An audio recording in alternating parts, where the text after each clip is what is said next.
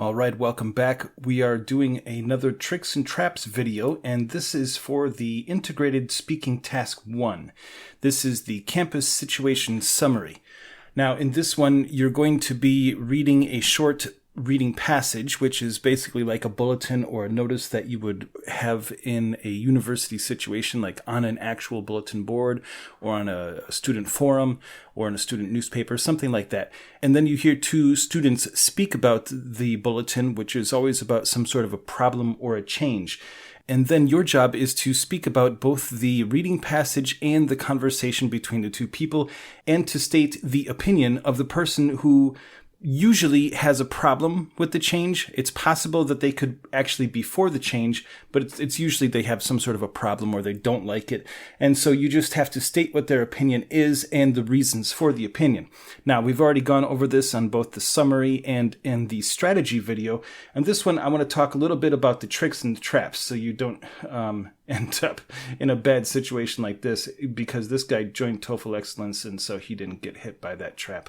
Now, just like all of the other tasks on the speaking section so far, there aren't any tricks. And if this is the first video that you're watching about the TOEFL Excellence, like if you're watching this on YouTube or somewhere else, then one of the things that I've mentioned before is that what I call the tricks are those things that the makers of the exam do to try to trick you. In other words, it's basically some sort of a tool that they use to test your level of English. So it's not that they're evil people that are just trying to trick you and make you fail the exam, but these are tricks that they use to make sure that you both understand what's going on with the directions and with the tasks, and also that your English level is high enough to be able to function in a university situation, because really that's the main purpose of this exam, is to test your ability to function in a university. So there aren't any tricks for this one. Hooray! All right, so as far as the traps, there are a little bit more as far as the traps than with the previous tasks. So the main trap that you could fall into with this task is not mentioning the problem or the change that is stating in the reading passage, because the reason we call this an integrated task is that you have to integrate the information from more than one source. So you have to talk about the reading passage that appears on your screen that you'll take notes of, and then you also have to integrate that information with the audio file that's played, which is the conversation between the two people. So not mentioning the problem or the change that is stated in the reading passage will definitely get you a lower score. Even if you have a wonderful response that is very articulate with great sentence structure and excellent use of vocabulary, and you actually talk about the whole situation, if you forget to mention what the problem or the change is, you will be graded down.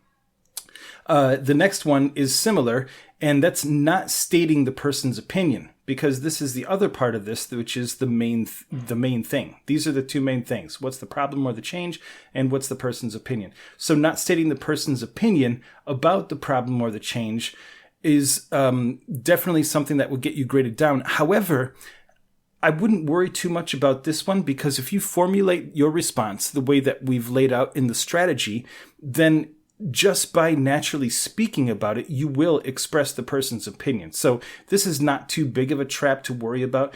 The other one is stating the wrong person's opinion.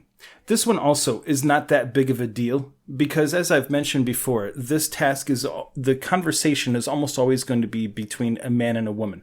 So if you accidentally said, well, the woman's opinion on the situation, but it was actually the man who was expressing the opinion, that's not really a big deal as long as you correct yourself, because making some sort of mistakes is just a natural part of speech. So if you said, well, the woman's opinion, the man's opinion, if you say that, you're probably not going to get graded down. So it's not a problem to make a minor mistake like that as long as you correct yourself. But you have to make sure that you state the correct person's opinion. And that's why in the example notes, I say to split the paper in half. So if it's the man who is going to be expressing the opinion, you write it on that side. If it's the woman who is expressing the opinion, you write it on that side. That way, when you're speaking your answer, just like I showed you in the strategy video, then you probably won't have to worry about falling into this trap.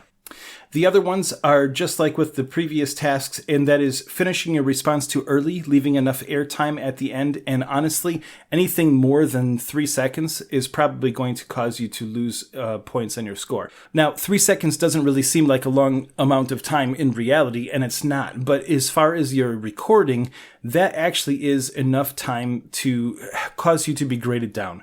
And really, this particular thing can be fixed simply by slowing down your speech a little bit and using things like extending the words. Like if you noticed I said and instead of and. So there are little techniques that you can use to extend that time.